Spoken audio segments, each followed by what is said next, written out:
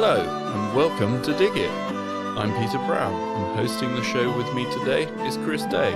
Hi Chris. Hi Peter. We're delighted to be joined by Jekka McVicar today, whose many credentials include organic herb grower, a successful gardening author, as well as a consultant and judge for the Royal Horticultural Society. Jekka, welcome to Dig It. And where do we find you on this not so bad middling June day? What do you mean not bad? It's been pouring with rain, it's howling a gale, and it's cold, and I've still got my vest on. Oh, gosh.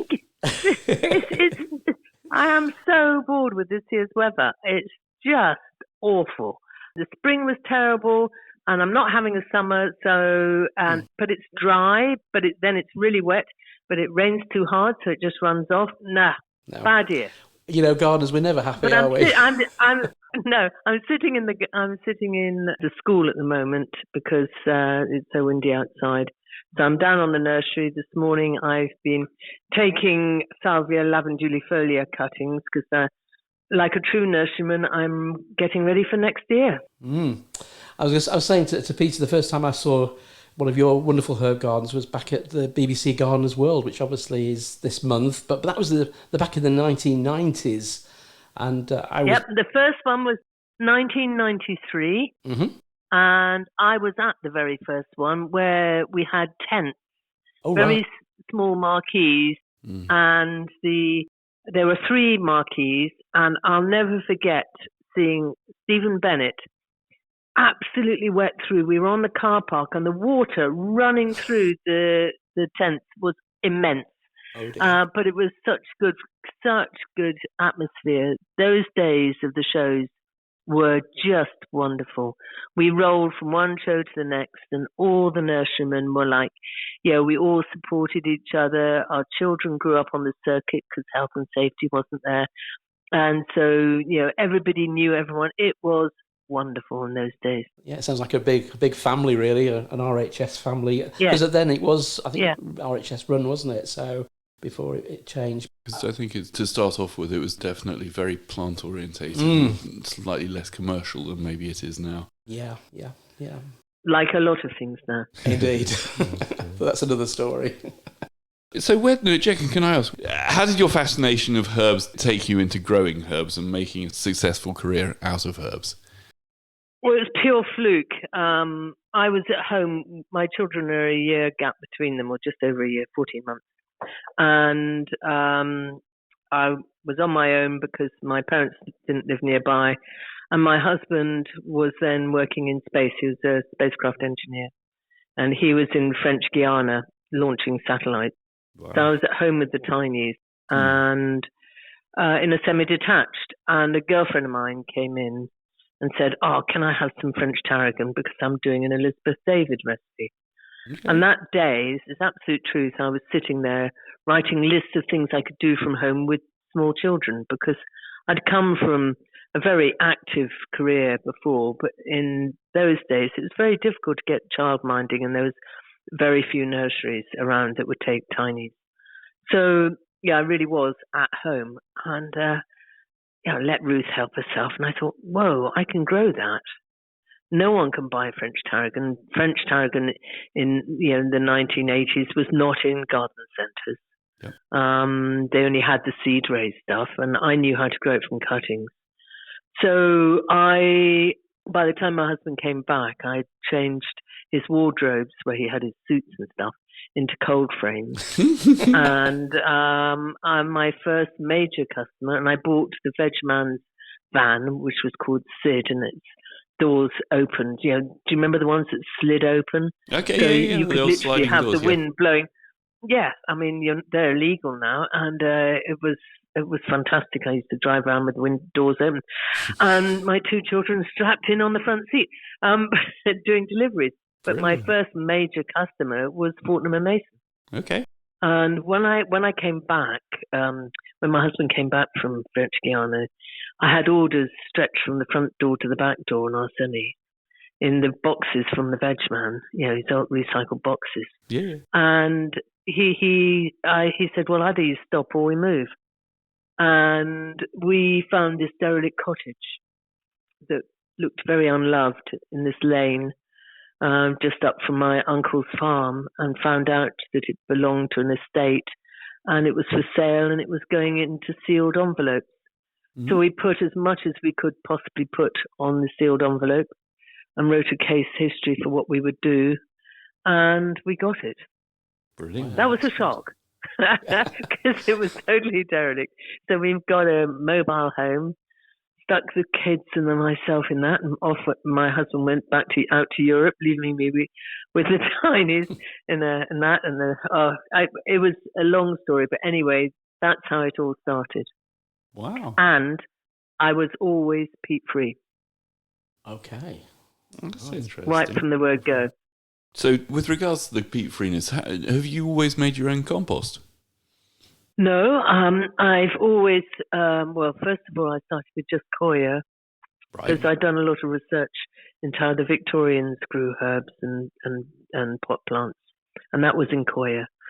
And so I used to go around and find out, used to drive them mad at the wholesale plant, where they sell all the stuff, and going to the wholesalers and saying, can I have some peat free? Oh no, you're going to cause a disease. I got accused that I would cause listeria.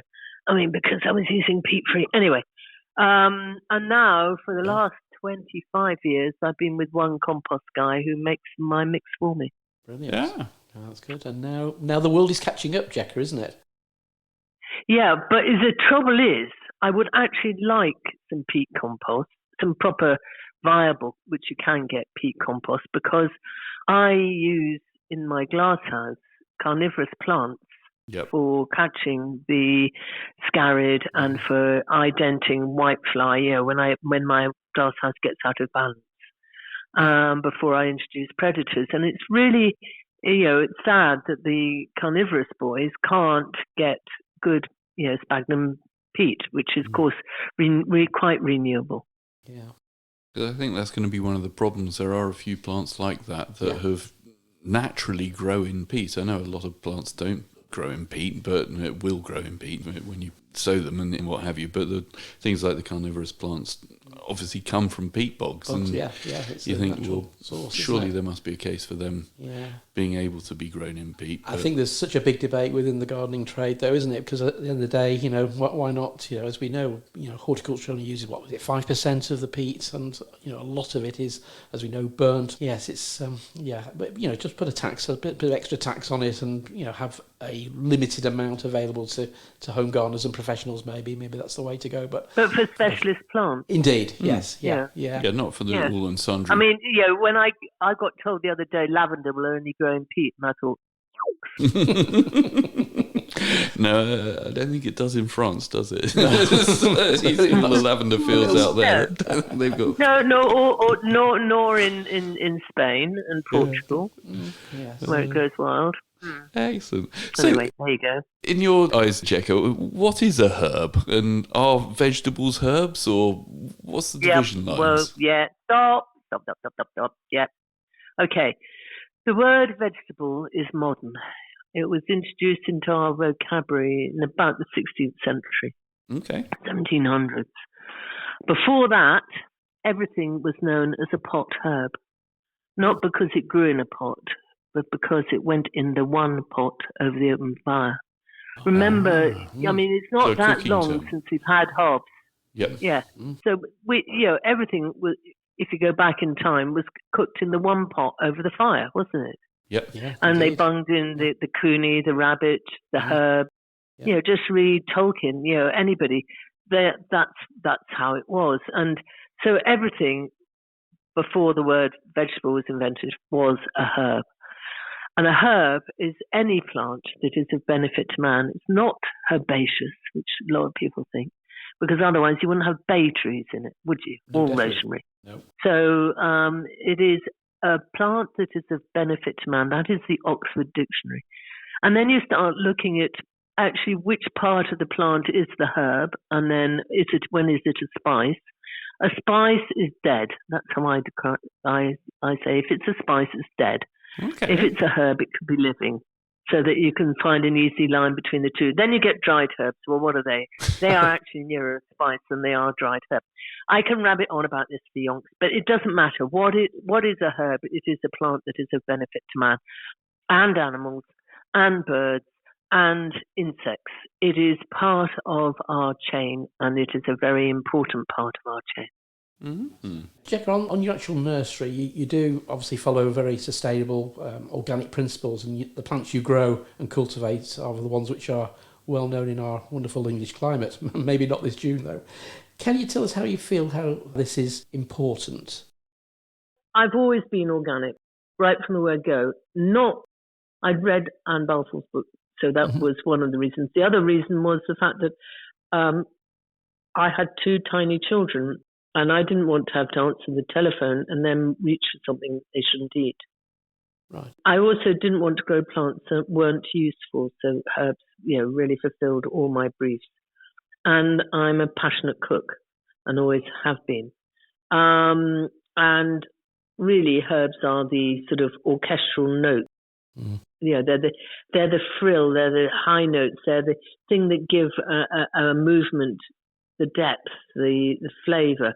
So being organic and also teaching my children about how we're part of this really important chain was part of, it's always been part of my life. So, if you kill the white fly or the green fly, the green fly is being eaten by the blue tits, and therefore the blue tits now don't have food. Do you understand? It's all part of the chain, isn't it? I try to explain all this. Yeah, and so we are part of that chain. We are. And so for me, being organic was much more than the sum of the parts. So when the Soil Association, bless their cotton socks, said that I couldn't sell stevia as organic because it fell under the new novel food thing where you have to pay VAT on novel foods, I did lose it a bit and said, well, you've certified the whole nursery here, and you've certified my medicinal plants, a lot of which will kill you. Yes. And they said, it doesn't matter, you can't sell stevia, it's organic. And I said, well, stevia is going to do so much good for the population, and it's also, if you think Coca-Cola are growing acres of it to add to Coke and things like this, it is so important. And they said, no, you can't. So I said, right, I won't have a symbol anymore. But that has not ever stopped me following organic principles, because the soil, as everyone is learning now, is the engine of the garden. It is the engine of your pot. So when you raise herbs in pots, you must, after 8 weeks of potting, feed them. And you must feed them on Fridays. People say, oh, well, you don't need to feed herbs. They like it rough. No. If you're going to be cropping it, you need to feed it. Indeed. And so we use Maxi Crop here. On Fridays. On Fridays. F for food, F for Friday, yeah. Feeding days Friday. Oh, I bet you look forward to that. Yeah. I was going to say, so do you think, is that sort of shape, that sort of ethos you've had, Jekka, has that sort of determined the sort of the plants and the varieties of herbs you've grown over the years? No. Okay. Nope. No, I mean, it hasn't stopped me. That's the whole point. It hasn't stopped me. So I've grown Australian herbs. I've grown European herbs. I've grown African herbs. I've grown Thai herbs. I've grown herbs from all around the world here. They've all landed up here via various routes, and I've been lucky enough to lecture on ships, and so I've taken people from Bangkok to Mumbai by boat, and therefore stopped off at all these wonderful islands and in India and things, and then met the Botanic Gardens, and under license the Botanic Gardens have sent me stuff. I've lectured in Australia, and the Botanic Gardens there sent me seeds under license. So I've always been very lucky and have had the most amazing life through horticulture and through herbs. Excellent. Brilliant. So what about for our listeners to dig it? Would you have any tips on the type of compost you could use to grow your herbs at home? Yeah, I mean, I think if you're growing at home, please get a potting compost if you can, a peat-free potting compost, not a multi-purpose. Because the great thing about potting compost is they'll have extra nutrients in, and they'll also hopefully have some substrate, which is what compost is, because most of the potting compost you buy is actually not composted, it's a substrate, it's a mix. And they'll have something which holds the water. The difficulty people find with peat-free compost is watering, because a lot of them, if they're using coir, they'll hold water, but if coir dries out, it's really difficult to get it re-watered. And my top tip for anyone growing herbs at home is water in the morning before you go to work, not when you come home, especially with peat-free compost, because when the plant needs the water is now. The sun's actually come out here now. So it needs water now. And when you if you water when you come in from home, we're having temperatures still, even in June, dropping down to 9, 10 at night. Well, if you've got basil on the go, it will sulk. You know, if you water it when you late at night, when you get in, after you've sort of had your tea, it's no good. It really isn't. You must water in the morning and let it be. That's a great bit of advice, isn't it? So, hold back and first before you trot off to work or take the children to school. That's it. Make sure you get up early enough to water the plants. Yeah. Jackie, very quickly, you mentioned before about using MaxiCrop. Are we talking about the seaweed extract there? Just to call it? Yes. Yeah, I love that. Yeah. I love using, because herbs don't need nitrogen, as much as some other plants, but they do need nutrient. And it's just like us taking multivitamins. And when you have a plant in a pot, very quickly the roots will take up the pot space. So you're actually, if you don't feed it, it's living on love and water, which means it'll be just very thin, which is no good if you're wanting, like me, to use lots of herbs in cooking. So therefore, you must feed. And that MaxiCrop or something like that, what it will do is it will actually give the plant its nutrients, but it won't make it soft. So that you get attacked by pest and disease. And also, it actually makes the plant stronger and helps it resist pest and disease. Oh, very good, by the way. I've suddenly thought of something which I'm sure you stock, which is really good for growing herbs in, and that's carbon gold. Right, yeah. It's a product I'm familiar with. It's actually one we don't stock at the garden centre, actually. Yeah, but right. Yeah, that's fine. No, but it is out there, I know, and it is available. So, is that something you would advocate? You can cut that. You can cut that out. No problem. No, it's good. And how has your nursery developed from its starting points to where it is now? I mean, obviously you told us about the story of having herbs from the front door to the back door and repurposing your husband's wardrobes. Where else have you explored growing? Right. Well, when I started, I was wholesale only because of the children. Okay. And in 1992, we had a very, very hot summer, and I couldn't sell my herbs. And then the nursery next door to me was Noel Kingsbury, Sunbeam Nurseries. And Noel said, "Stop moaning, go and exhibit at the RHS." Now, the RHS to me was like the Holy Grail, because my great uncle was, very involved with it. He was professor of pathology at Bristol. And I thought, anyway, I couldn't sell my plants, so I rang up. And I got into the autumn show, the October show. And in those days, you had to sell, you couldn't sell your plants until you got a silver medal. Wow. And yeah, I know. It was really, really strict, because there was such a queue to get into the RHS shows. And in those days, it was only Chelsea or the halls. And there wasn't any other shows. And anyway, I got my silver medal. First go, which was stunning because it was October, which is very difficult for her. And at the same time, this wonderful lady, all 5'3" of her, Mavis Sweetingham, the Sweetingham Steps at Chelsea. Mavis Sweetingham came up to me and said, "Jekka, we'd like you to apply to exhibit at Chelsea." So I looked at the person next door to me and they nodded. So I said, "Yes, Mavis." Yeah. Right? And then the girl next door to me said, "You never say no to Mavis." And I rang from a call box because remember there were no Before mobile phones. To my husband, to my husband, and said, "I've just been asked to exhibit at Chelsea. I've said yes because I was told you shouldn't say no. What are we going to do with the children?" And forget the fact my husband actually worked full time in space. Anyway, so that's how the nursery evolved, because suddenly we were doing shows. Fantastic. And it wasn't just one show. The RHS started the shows that day. So we did Chelsea, then BBC, and then Hampton Court. Wow. That was the first year that the RHS sponsored Hampton, 1993. So my whole life suddenly changed on the nursery. We were growing for show, and we were trying to do wholesale, and we weren't doing mail order.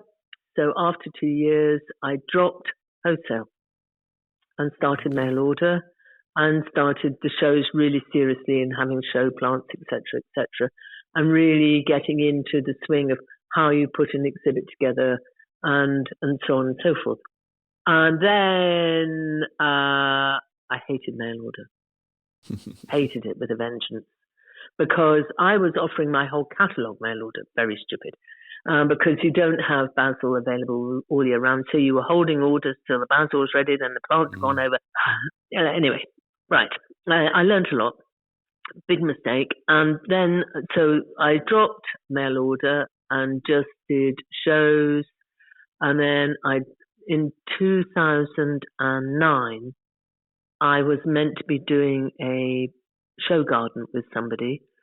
And then the sponsors pulled out at Christmas, and I'd spent a whole year growing these plants for this garden. Oh, my word. And it would have meant I would have gone under. I really was teetering on the brink of going under. This is 2008 going into 2009. I rang the RHS, and they said, "Sorry, Jekka, the floral marquee is full."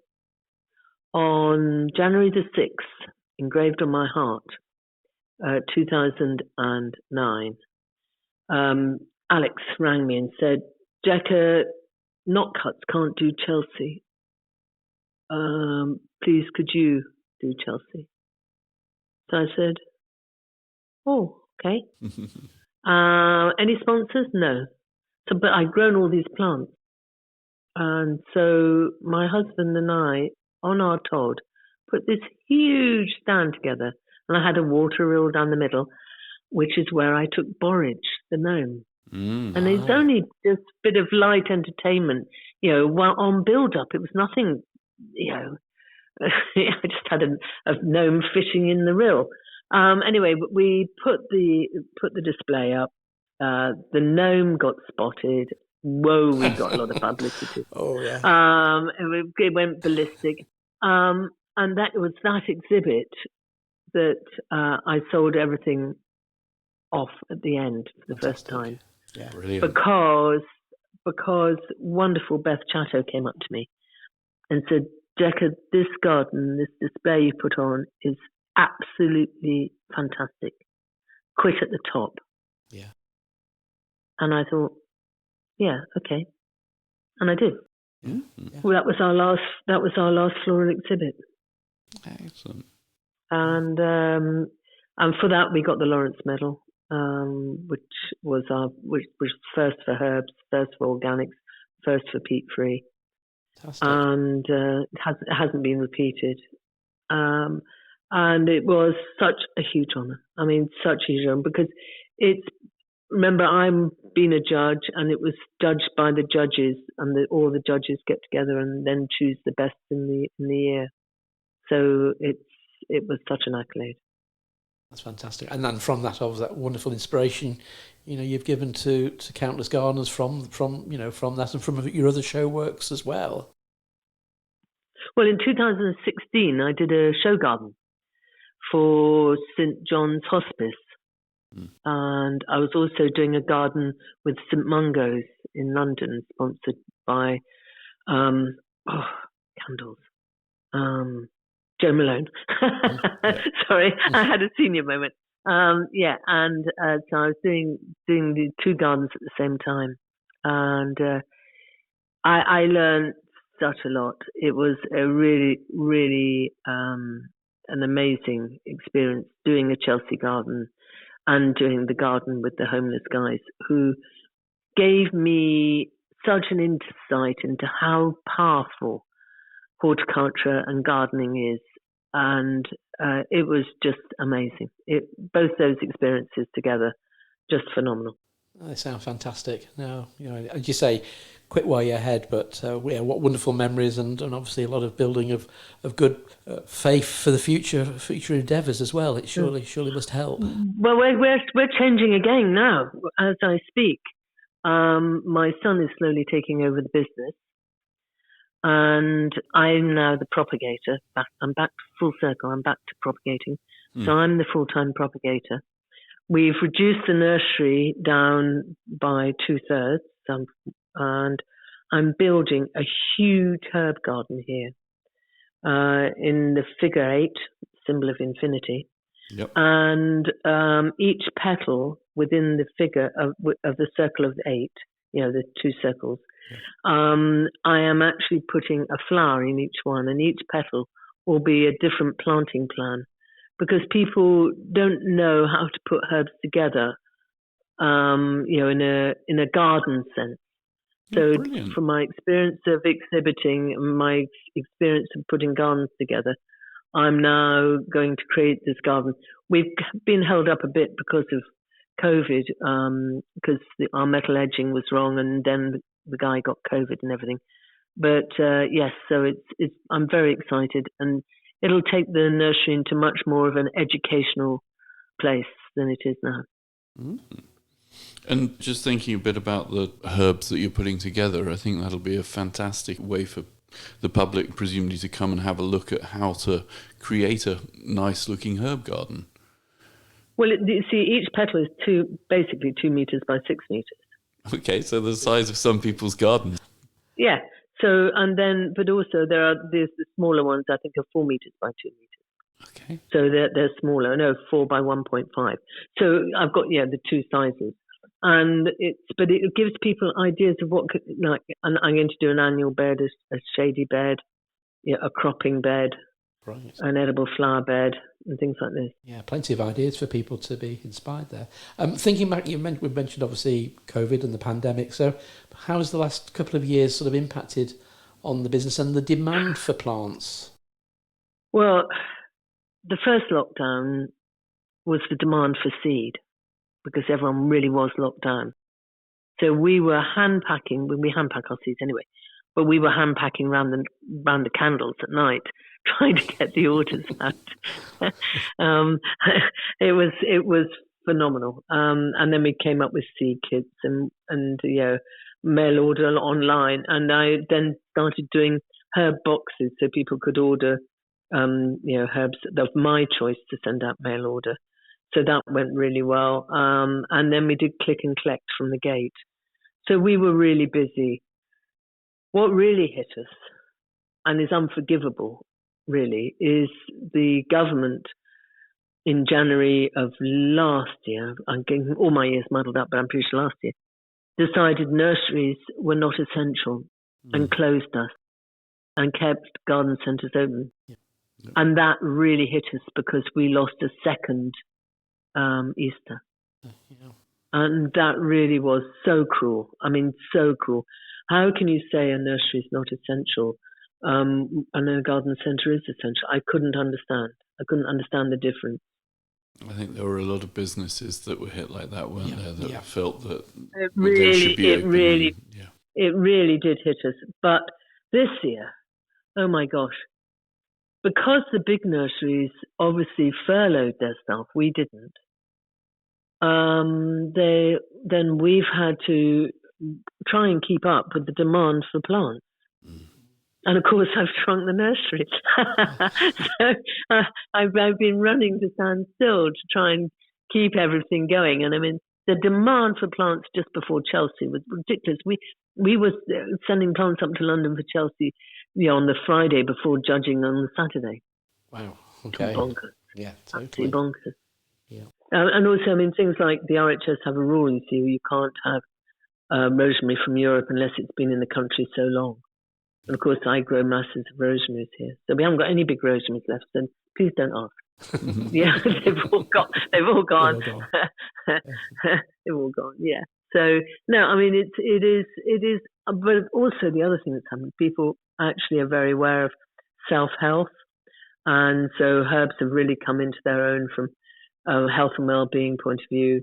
Things like rosemary have now been scientifically proven to restore the memory and also help you through low mood and if you suffer from SAD in January and February. And things like this, there's a lot of science going into herbs at the moment. And Kew have been doing masses of research. So it's a very exciting time to be in herbs.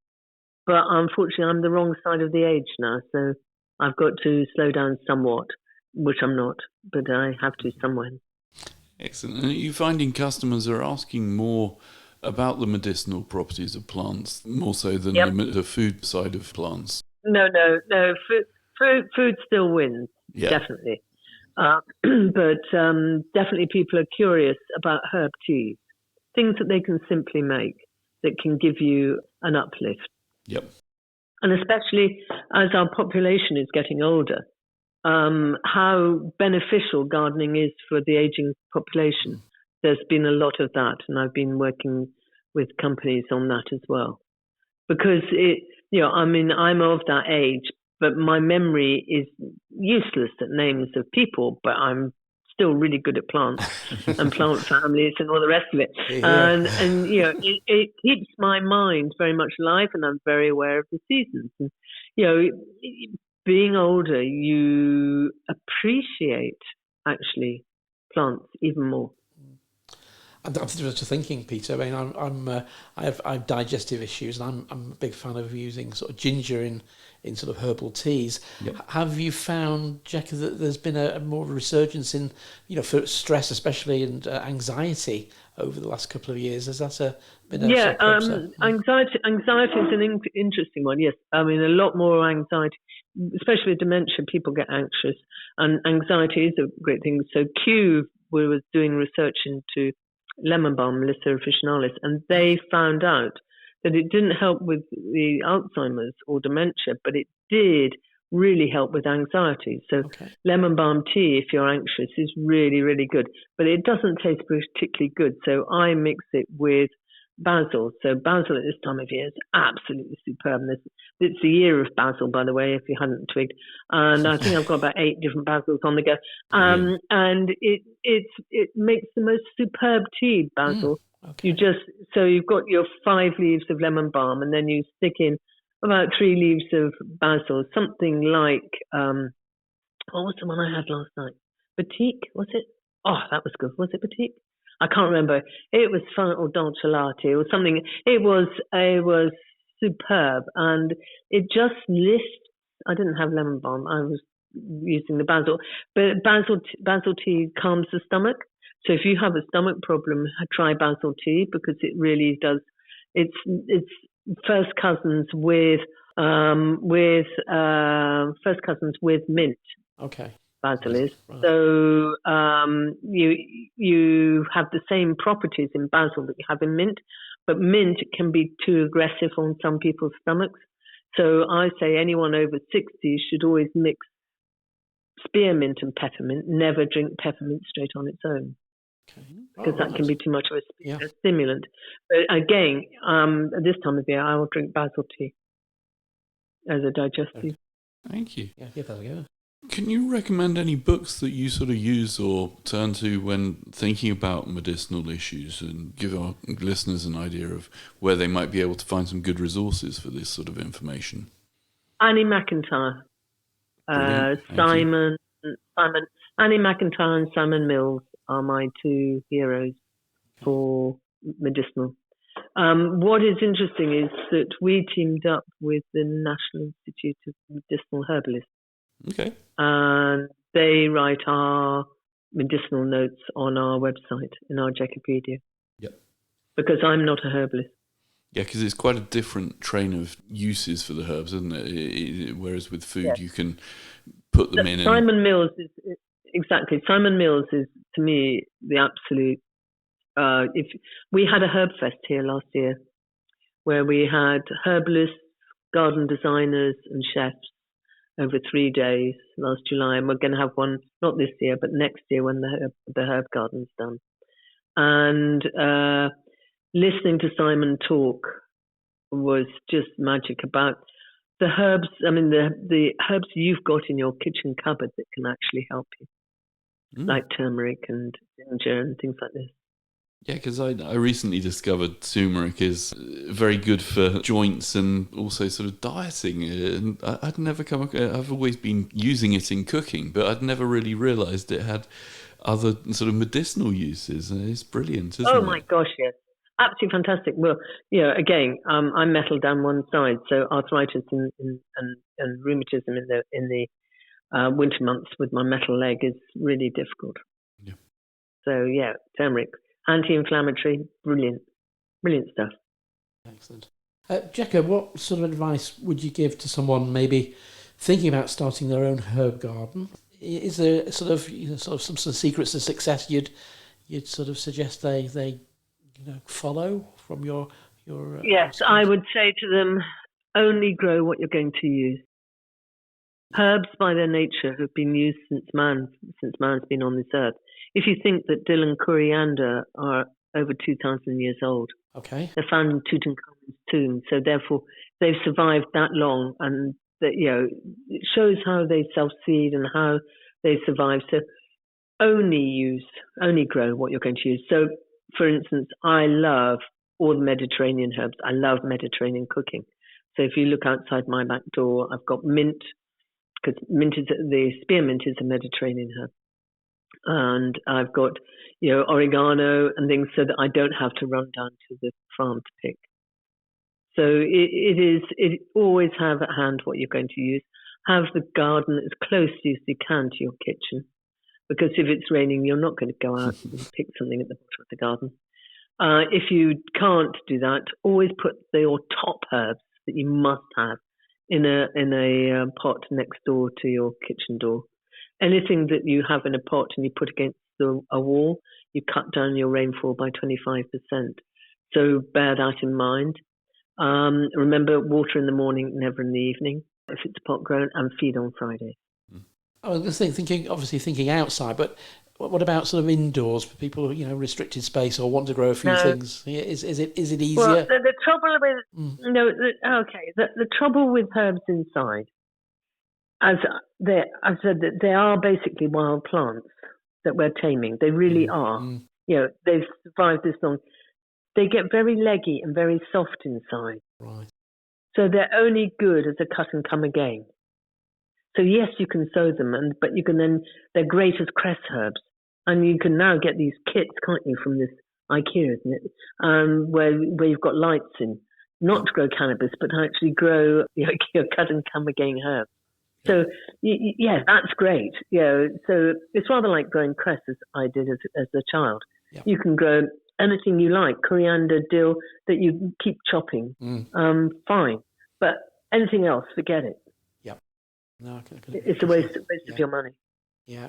And you also make you depressed when you kill a plant. Well, it does me. It's always disappointing, isn't it? Yeah. All that effort and time. Yeah. And what are your top 3 bestsellers at the nursery? I can't actually answer that easily. We were featured in a TV program, which was then repeated 3 times. So at the moment, I'm selling a lot of Szechuan pepper.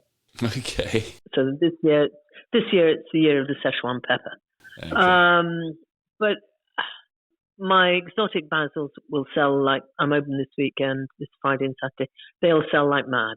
Right. So I grow lemon basil, Thai basil, cinnamon basil, Greek basil, piccolo basil, you name it, basil, purple basil, red Reuben basil, Mrs. Burns basil. Mint is always a good seller. We grow 42 different mints. Thymes are always very good. We grow 72 different thymes. Wow. And you know that I breed herbs as well. So I have bred over the last 38 years. I've got now 6 thymes that I've bred. Yes. And I've got 2 rosemaries, and I've got my first mint, which I'm really proud of, which is not a culinary mint, by the way. It's one for attracting predators, hoverflies. Perfect. And, so really to say, what's my best sellers? I have no idea. Depends on the time of the year. Quite often, it is literally, it could be what's in flower when they come here. Yeah. You run a garden centre, guys. You've got something looking gorgeous and sexy in the beds, because it's in flower. People It'll pick fly it up out. and fly out. Yeah, that's it. Exactly. I've got some time at the moment. It's called Jekka's Purple Haze. I did, until I had St Mungo's here giving me a hand the other day. I didn't realise that I was talking about drugs, but there you go. So I've got Jekka's Purple Haze in the garden. So that's looking absolutely stunning in flower, and they're there for sale. Yeah. So it depends what's looking good, really, I suppose, and what's in season. Goes with the season. Yeah, goes with the season. Yeah. I was going to say one thing we do get asked, Jekka, is people who've got limited space they get themselves a nice terracotta pot. Then they think, what 2 or 3 herbs can I put together? Is there any rules, any thoughts on selecting those? Look, gardening is not about rules. I really get quite wound up that we have to follow rules. If I say, I'm staring at one of my pots now that I've done outside. I've got a lavender, I've got a thyme, I've got a red amaranth, and I've got Princess of India nasturtium, and I've got Prince of India marigold, the one with the beautiful deep calendula with the deep colours underneath.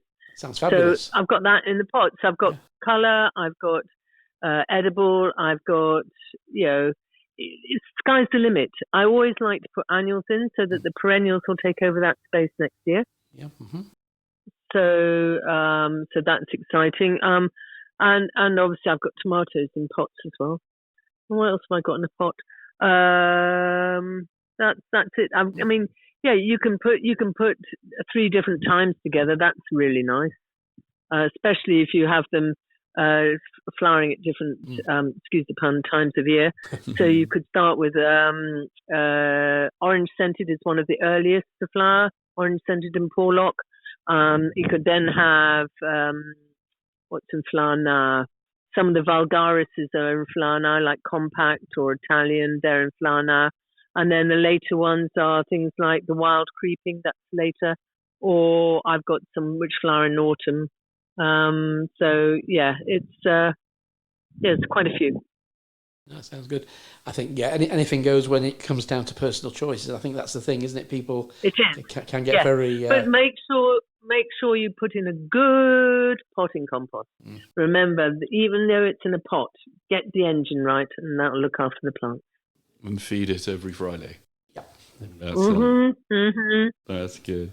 Excellent. And when you're sort of harvesting your herbs, is it best to use like secateurs or the little snips, or are you one of these people who just rip them to pieces? No. One of my chefs used to go at his lemon verbena with a machete, and I cried every time.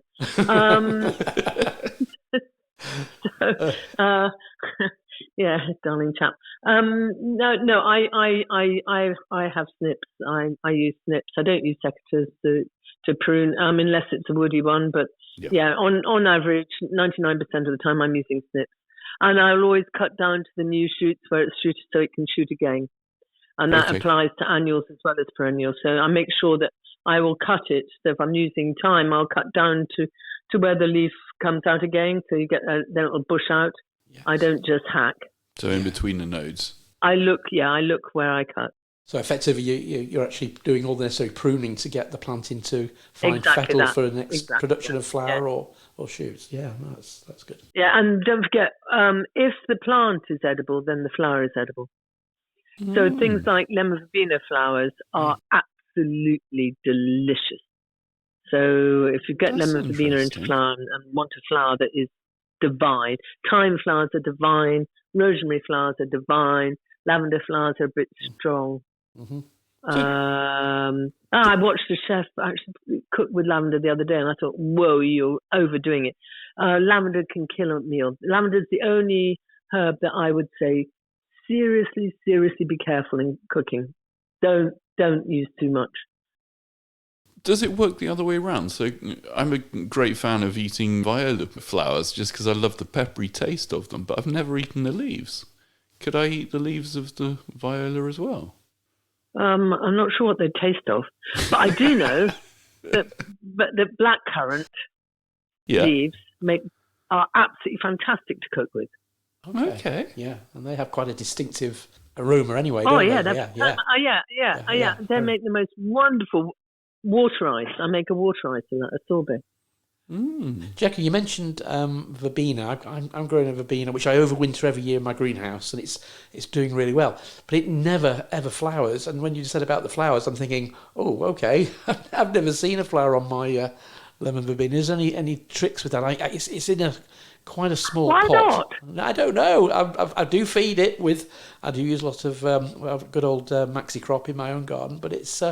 It's in quite a reasonable sized pot, but it just doesn't want to produce flowers. Oh, what size pot did you buy it in to begin with? It was in a probably a 9 or 10 centimetre. Then I put it into it's probably a 10 inch, 12 inch pot now, and it's probably about knee high. Yeah, well, not much for a flower this year, but do you prune it? No, it's completely unpruned. It's just doing its thing. It looks quite shabby actually. There's lots of growth on it, but. Excuse me, why don't you prune it? I never really thought about pruning it, to be honest with you. It's one of those things I've just let well, we go. We prune ours, all of ours. Okay. In April. And if you go on my website, I think they put a video of me pruning. I mean, I am really mean. As soon as it starts to shoot leaves, I will prune back to about the second or third leaf node. I feel it with my thumb. You can actually see where it is. Okay. And I'll prune back to there, right? And then you'll get masses of new growth. Yeah. Otherwise, you don't get enough to harvest. Yeah. And I've never. I mean, even my baby's flower, even my cuttings flowers. I don't know what you're doing. I don't know what I'm doing. No. But I don't know what you're doing. I'll come and inspect. Okay. I'll send you a picture when it flowers, then, Jekka. Yes. But anyway, you're being very mean to it, not pruning it. Okay. Right. I've been officially told off. That's fine. Yeah, exactly. Said no to. Yeah. Thank you. And do you have any views on the sort of potted supermarket herbs? Are you a fan of people doing? Well, I mean, they nearly crucified me when they first came out because I used to do all the plant fairs, and people would come out. Oh, I'll come buy that from Tesco's for 50p. Yes, we get that. Yeah, so I had that nearly crucified me, but. Then I decided the only way to survive that was to take them on, and so I only sell plants now in 2-litre pots. Yep. That means I know that my shrub herbs will survive when people plant them out. Things like rosemary shouldn't be sold in a 9 centimetre because quite often they'll keel over in the first winter. They should be at least in a litre. And I don't want people disappointed. I think my whole life has been about I don't want people growing plants and then losing them. It's really is so sad.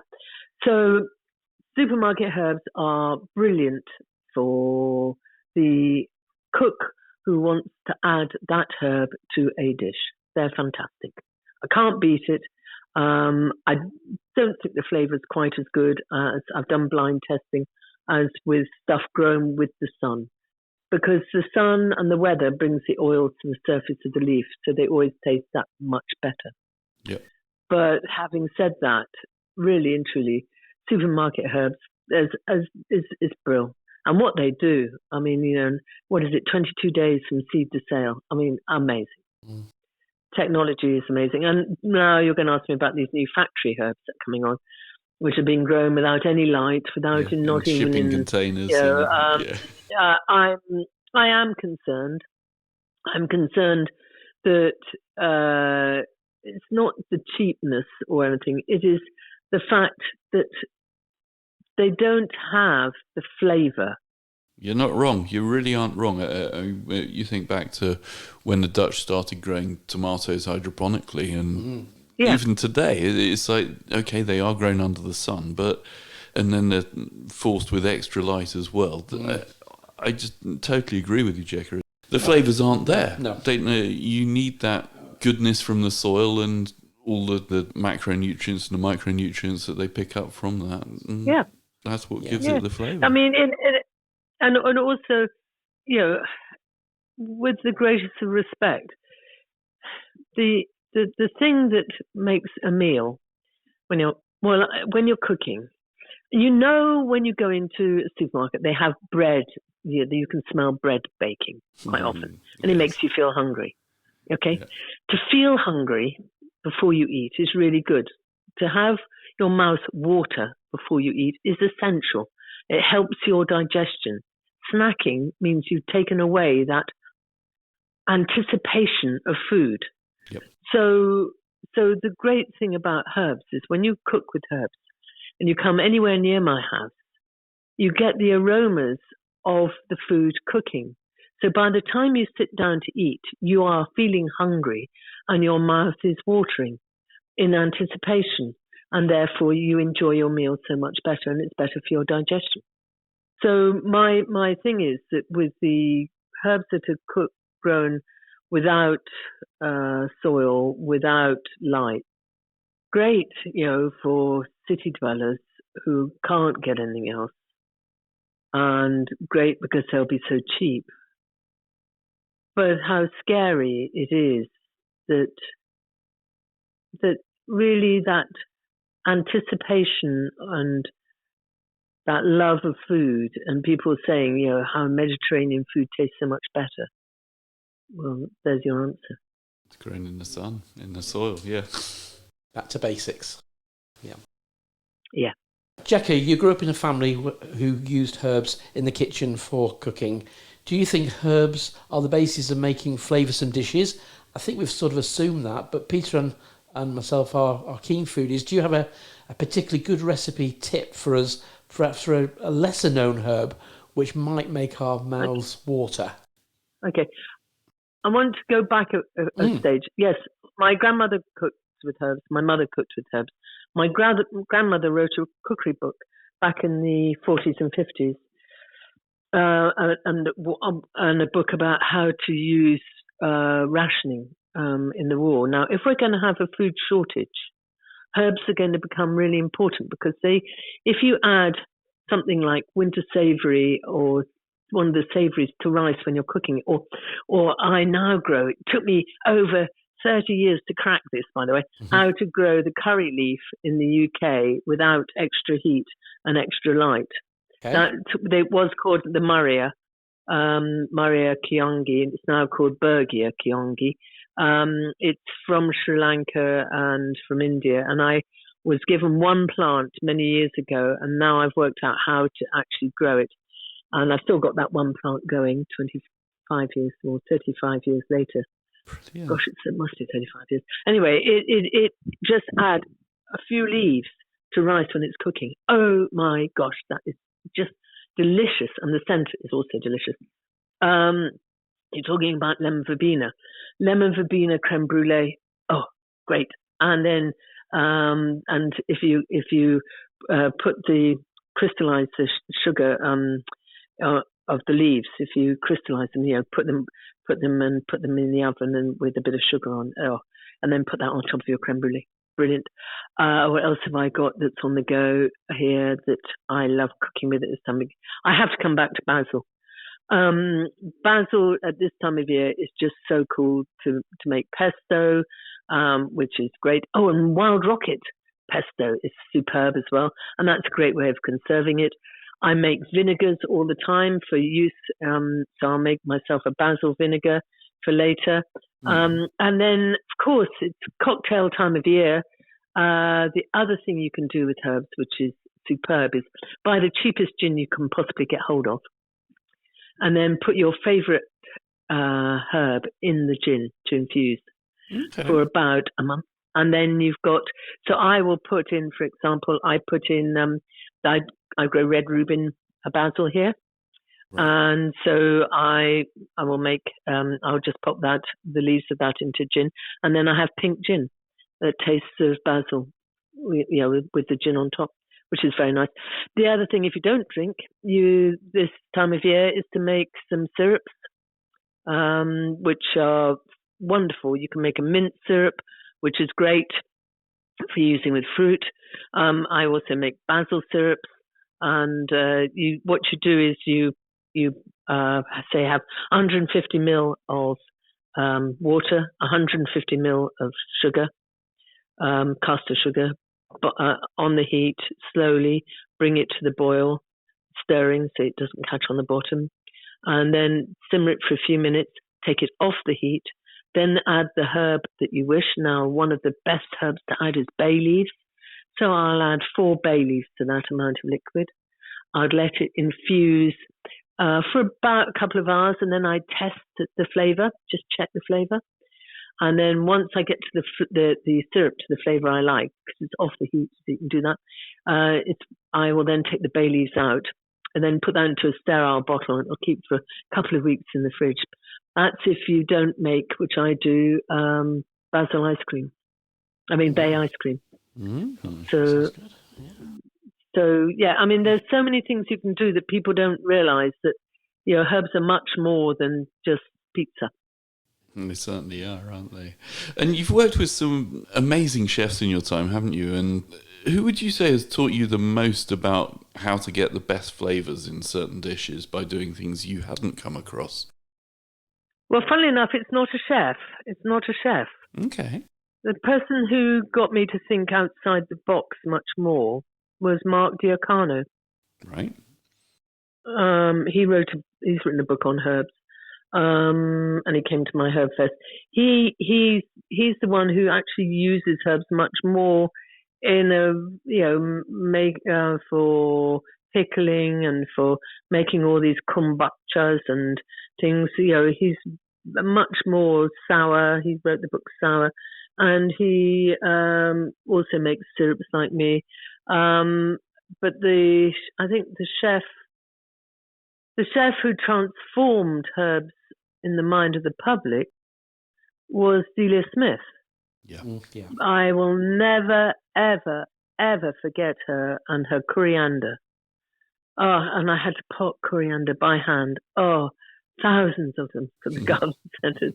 Bless her cotton socks. And then Jamie came on and stopped being precious about herbs and, putting in a handful of this, a handful of that. And that was really liberating and really good. And, there was no more teaspoons, which there were, my mother's day. Yeah.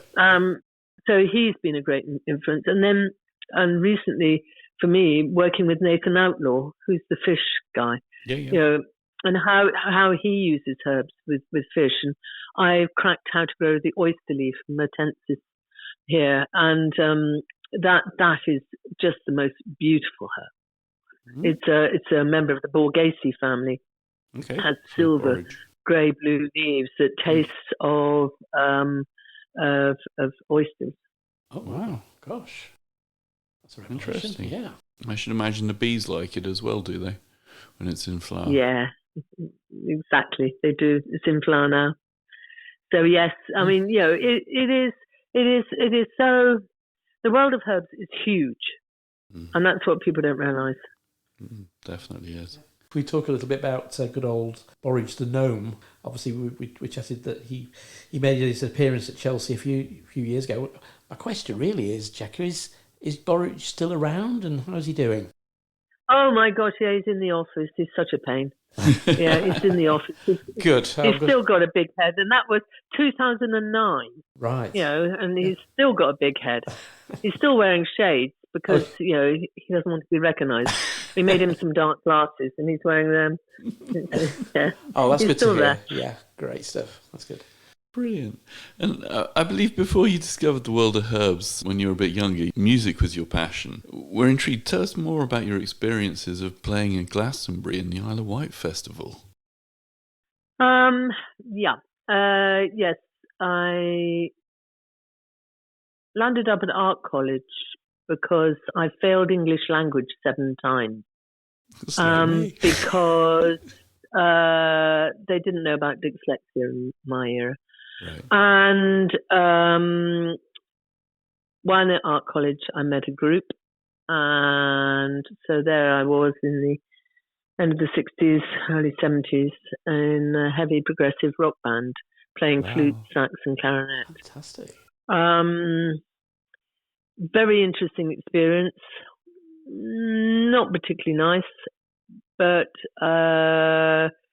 yeah, it was. I learnt to grow up very quickly, and but it was, yes, we were the first group on at the very first Glastonbury.